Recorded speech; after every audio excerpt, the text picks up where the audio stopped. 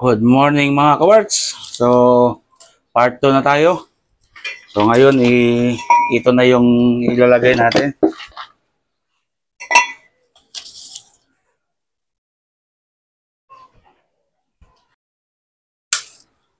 So, yan, 20.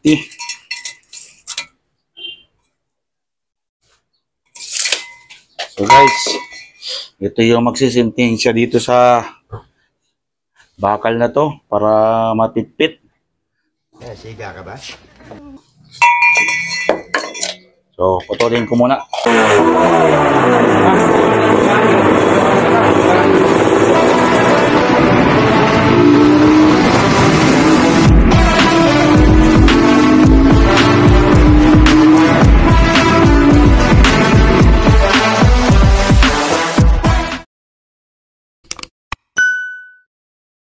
So, yan guys, start na tayo ng matinding pukpukan.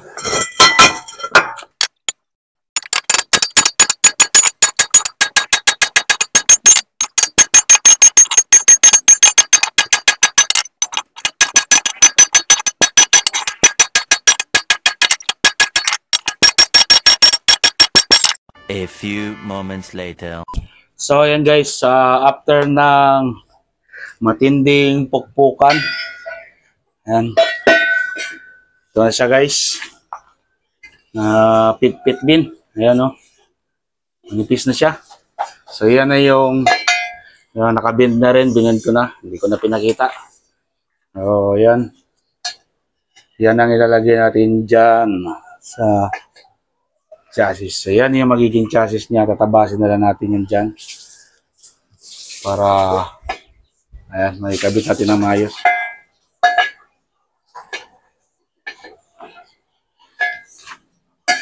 Ayan. Sakit ng braso ko, guys. Kapupukpok. Nararamdaman mo eh. Ang bigat din ng maso kahit maliit lang. Naglakihan yung braso ko. Bola lang yan.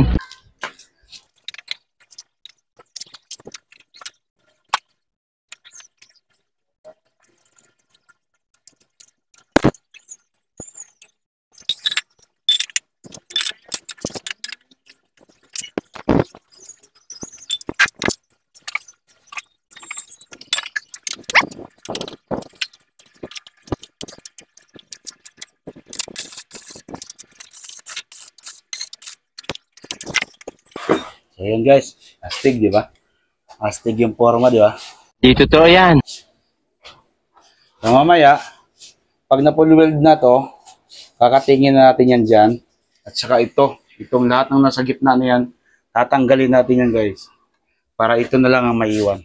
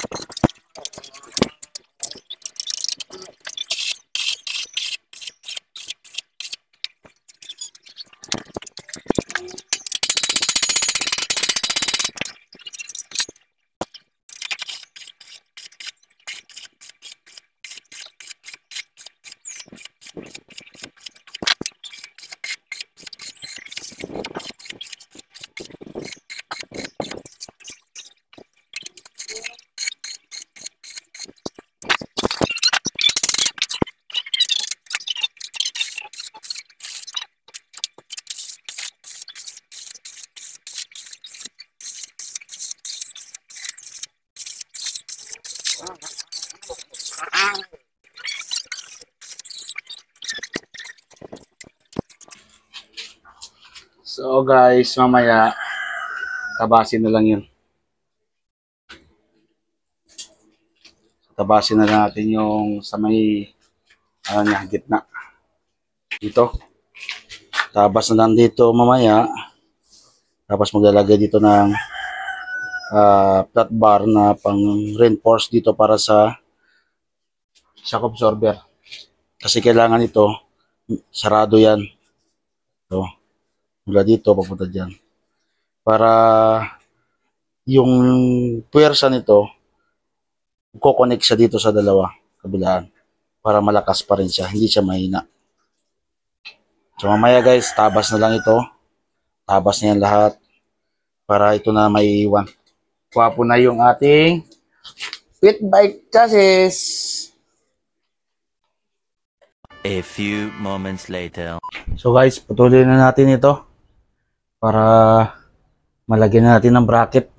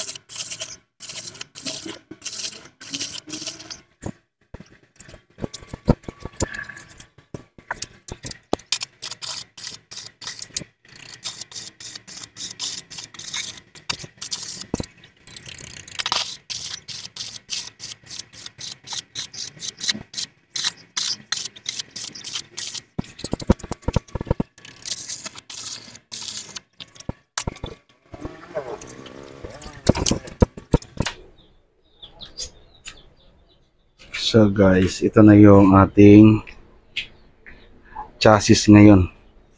Oh my God! Wow! Mula kanina,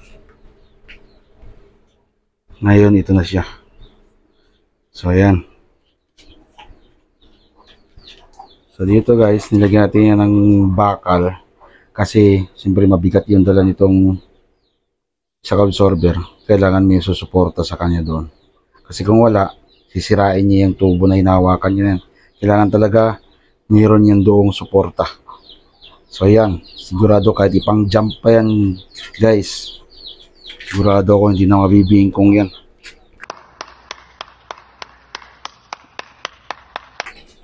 So ayan lang muna ngayon guys, at abangan nyo ulit bukas yung ating next na naman, at maglalagay tayo dito ng ito guys, oh yan, sapi mula dyan papunta doon.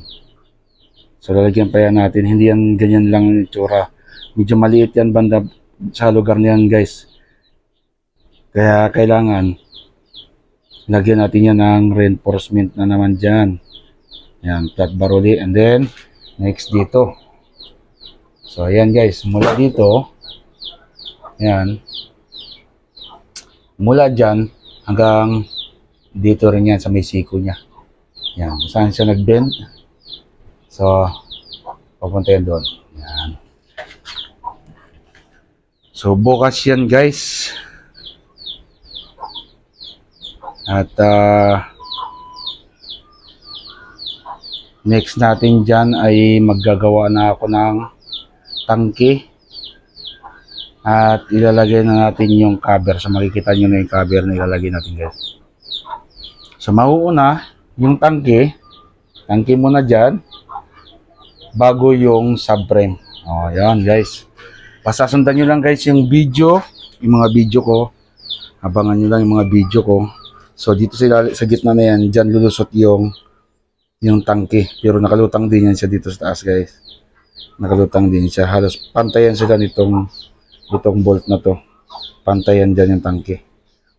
Pero may part na nakalubog din doon para yung tangke niya malaki rin. Marami rin ang laman. Target natin dyan guys at least mga 6 to 7 liters yung laman ng tangke. So yan na muna guys. Maraming salamat sa inyong panonood. At saka siyempre, like and share na rin itong video. At saka kung hindi pa kayo nakapag-subscribe, subscribe nyo na yung aking YouTube channel. At siyempre, pindutin nyo rin yung ating notification bell para naman ma-notify kayo sa mga next na video na i-upload ko mga ka-works. So yan, maraming salamat. God bless sa inyo lahat. Bye-bye.